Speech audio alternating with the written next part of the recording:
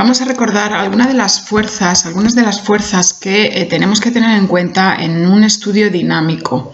La principal es que todo cuerpo que tiene masa se ve atraído por la Tierra con una fuerza denominada peso. La fuerza peso, que está pintada en estos cuerpos en azul, es siempre hacia el centro de la Tierra. Tendríamos que imaginar la Tierra aquí abajo con su centro, y esta línea, aunque fuese radial, por el hecho de tener una superficie tan grande, es como si fuera la podemos pintar siempre, ¿veis?, paralelas en todos los cuerpos y hacia el centro de la Tierra, aplicada en el, podríamos decir, punto central o centro de gravedad del cuerpo. Otra de las fuerzas que vamos a tener en cuerpos apoyados, exclusivamente en cuerpos apoyados, es la que llamamos reacción normal. ¿Por qué la llamamos fuerza normal o en concreto reacción normal? Porque es la fuerza de reacción que la superficie de apoyo realiza por el hecho de tener un peso sobre ella. Me explico. Si este cuerpo que está apoyado es atraído por la Tierra con un peso, también está ejerciendo un peso sobre la superficie de apoyo. Esa sería la fuerza de acción. La fuerza de reacción de la superficie de apoyo sobre el cuerpo sería esta fuerza normal que pintamos en rojo en estos tres escenarios. Cuidado, porque la fuerza normal es siempre perpendicular a la superficie de apoyo. Por lo tanto, aquí la vemos completamente vertical, pero aquí la vemos formando un determinado ángulo con la horizontal. Cuidado, es perpendicular 90 grados con la superficie de apoyo. Otra fuerza que tenemos que tener en cuenta, salvo que el problema nos diga que la despreciemos, es la fuerza de rozamiento. La fuerza de rozamiento se opone al avance, siempre se opone al avance de un cuerpo, pero no siempre va a tener un efecto negativo sobre el cuerpo. Ahora volvemos a hablar de este tema. Vamos a pintarla, por tanto, como una fuerza contraria al desplazamiento habitual del cuerpo. Además, va a ser proporcional. Tiene un valor proporcional a la fuerza normal y es independiente del área de contacto, es decir, me da igual que el área de contacto sea mayor o menor, solo va a depender del material o de la naturaleza de las superficies en contacto. No tendremos la misma fuerza de rozamiento si hablamos de caucho y acero, por ejemplo, caucho u hormigón, madera sobre acero o, por ejemplo, acero sobre acero o acero sobre hielo. En el libro encontraréis una relación de valores del coeficiente de rozamiento en distintas superficies. Hablamos de coeficiente de rozamiento como el valor de proporcionalidad entre la fuerza de rozamiento y la fuerza normal, y viene representado con una letra nu, una letra griega nu.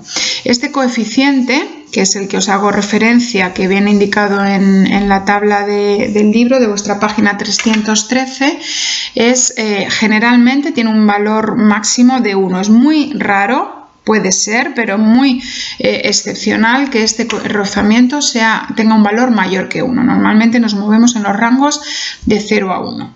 Vamos a ver en estos tres ejemplos qué valor cogería esa expresión de fuerza de rozamiento. Tenéis que tener muy claro que el rozamiento, que la normal, no siempre tiene el mismo valor. Vamos a ver este primer caso en el que peso y normal tienen la misma dirección y sentido opuesto.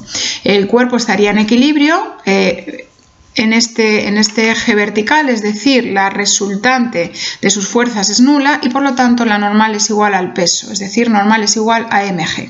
Pero ¿qué pasa cuando tenemos un plano inclinado? Hemos dicho que el peso siempre va hacia el centro de la Tierra y la normal es completamente vertical. Si nosotros escogiéramos un sistema de referencia para representar este movimiento, normalmente lo que elegimos es uno de los ejes debe ir, como yo os lo pinto aquí, paralelo a la dirección de movimiento y el otro perpendicular, o sea que tendríamos un eje X y un eje Y.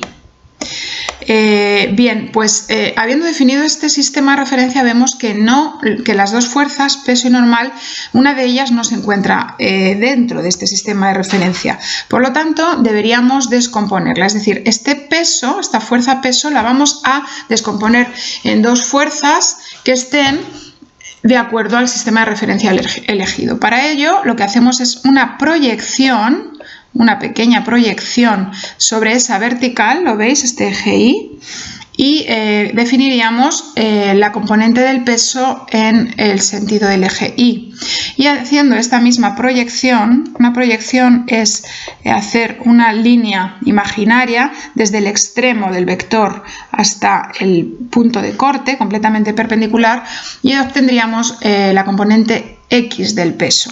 Si os dais cuenta, este ángulo de inclinación del plano inclinado, si tuvierais visión geométrica, si le diéramos la vuelta a estas dos flechas y lo pudiéramos poner paralelo al ángulo, veríamos que este ángulo coincide exactamente con el de inclinación del plano, con lo cual veis que esta componente Y, esta proyección, va a corresponderse con el cateto contiguo, es decir, con el coseno, mientras que esta otra va a ser el cateto opuesto, es decir, el seno de dicho ángulo.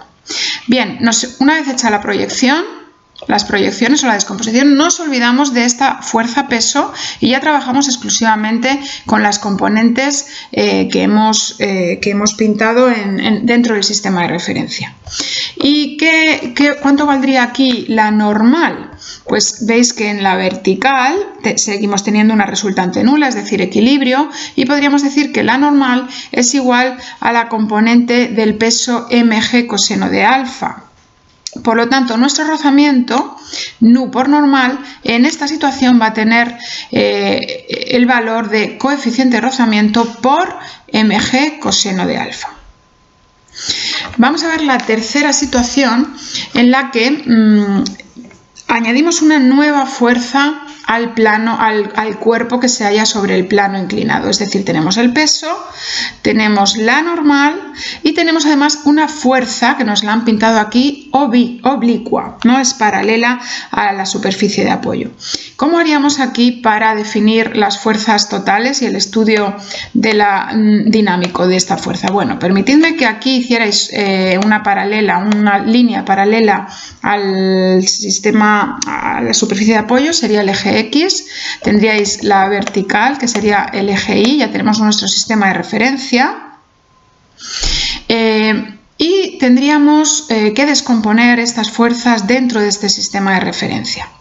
Bueno, pues como hemos dicho antes, me olvido de este peso y hago su descomposición en el eje Y y en el eje X con esas proyecciones, pero tengo que hacer lo mismo con esta fuerza, olvidándome de ella y trabajando solamente con su proyección en el eje X y su proyección en el eje Y, ¿de acuerdo? Nos tendrían que dar este dato, que no tiene por qué coincidir con el ángulo de inclinación, la oblicuidad de esta fuerza deberíamos conocerla, ¿de acuerdo? Para poder hacer su descomposición en el eje X y en el eje Y. Y una vez que tuviéramos esta descomposición, fijaos, ahora en la componente Y tenemos normal más fuerza en el eje Y menos fuerza peso en el eje Y, y esto debería sumar 0, es decir, el balance de fuerzas en el eje Y, normalmente tomamos sentido positivo en el eje de las Is positivas, con lo cual FI más normal se oponen a la componente del peso que hemos llamado componente I o mg coseno. Y esto, puesto que el cuerpo está en equilibrio y no hay movimiento, aplicamos la primera ley de Newton y nos da 0. De aquí podemos obtener una expresión para la normal que sería componente de peso menos componente de fuerza en el eje Y. Y nuestra fuerza de rozamiento, nu por normal, en este momento tendría una expresión diferente a la de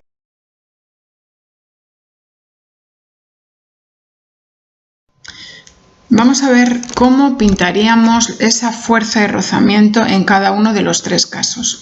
Suponiendo que este cuerpo se comenzara a mover hacia la derecha o nos lo indicara el enunciado, el rozamiento siempre se opone al avance, por lo tanto lo pintaríamos aquí. En esta segunda situación, el cuerpo tendería a caer debido a esta componente del peso en el eje X. Por lo tanto, el rozamiento se pinta aquí, una línea recta paralela a la superficie. Ese sería el rozamiento. En el tercer caso, igual, bueno, deberíamos hacer un balance entre si la componente de la fuerza X supera a la componente del peso. Dependiendo del caso, nuestro rozamiento aplicaría en un sentido o en otro, ¿vale? Si Fx es mayor y haría que el cuerpo subiera, entonces el rozamiento aplicaría hacia abajo. Y sin embargo, si lo que gana es la componente del peso, caería hacia el otro lado. Es necesario distinguir entre dos tipos de rozamiento distinto que vienen son diferenciados por el coeficiente de rozamiento. Hablamos de un rozamiento estático, que es el que actúa mientras que el cuerpo está en reposo. Es decir, yo intento empujar un cuerpo y esa fuerza inicialmente está superando un rozamiento estático, que es la resistencia de las partículas de las superficies que están en oposición a cambiar su disposición y permitir o debilitarse de algún modo y permitir el desplazamiento. Cuando yo ya he conseguido ese primer empuje, con ese primer empuje separar el cuerpo del suelo, comienza a actuar un rozamiento cinético que me permite el movimiento. Se opone al avance, pero me permite el movimiento. Normalmente, bueno, siempre el rozamiento estático es mayor que el rozamiento cinético. Por lo tanto, diríamos, vamos a ver un ejemplo en el que os voy a explicar con más detalle este fenómeno. Vamos a ver esta simulación en la que yo tengo un cuerpo de 50 kilos. Si calculáramos su peso, veríamos que este peso es igual, os lo voy a poner aquí, el peso de este cuerpo es igual a 490 newton. Por lo tanto, si yo pintara peso y por el hecho de estar apoyado normal, estaría en el caso de que la normal es exactamente igual al peso.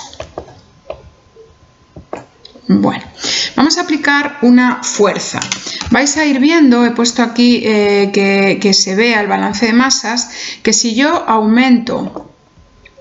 pongo una fuerza de 50 newton, hay una reacción en sentido contrario que no me permite avanzar. Si la subo a 100, me pasa lo mismo. ¿Qué rozamiento está aplicándose aquí entre ambas superficies? El rozamiento estático. Vamos a buscar ese rozamiento estático, el límite de ese rozamiento estático.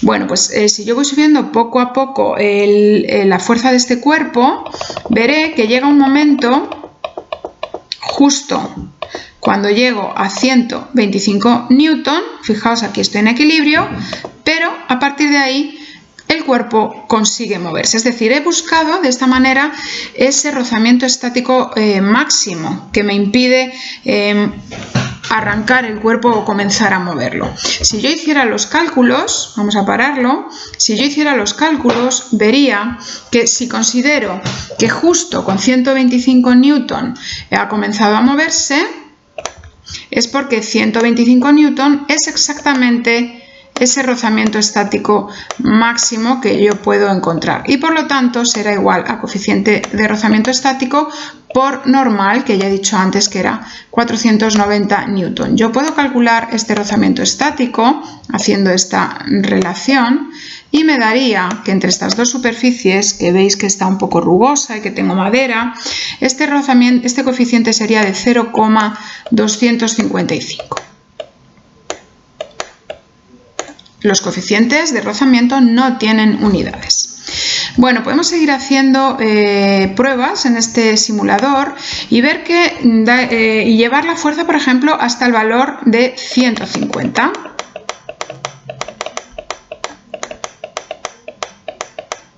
Por llevarlo a un número redondo. Si yo lo pongo en movimiento, veréis que ahora lo que está aplicando es, la resultante es la fuerza aplicada menos una fuerza de rozamiento, que aquí está calculada como 94. Efectivamente, la resultante a favor del movimiento es de 56. Lo que está afectando aquí, este valor de 94, es exactamente mi fuerza de fricción o de rozamiento cinético. Da igual que yo varíe, por ejemplo, vamos a reiniciar, le voy a dar los mismos valores, pero voy a llevarlo hasta una fuerza, antes hemos dicho 150, pues ahora lo voy a llevar hasta 130, por ejemplo. He superado el rozamiento estático. Veis que la fuerza de fricción siempre es 94. Por lo tanto, voy a poder calcular el rozamiento cinético ahora. Si yo hago el balance energético, fuerza aplicada, podríais hacerlo con 130 o con 150, menos rozamiento, nos da la fuerza resultante y esto es lo que nos da el movimiento, obviamente. Pero este 94, ¿a qué es igual? Pues es igual a nu cinético por normal, que son 490. Si resolvemos esta relación, veréis que nuestro rozamiento cinético, que debe ser menor que el estático, es de 0,19. Espero que esta explicación os haya servido para entender la diferencia entre coeficiente de rozamiento estático y cinético o dinámico.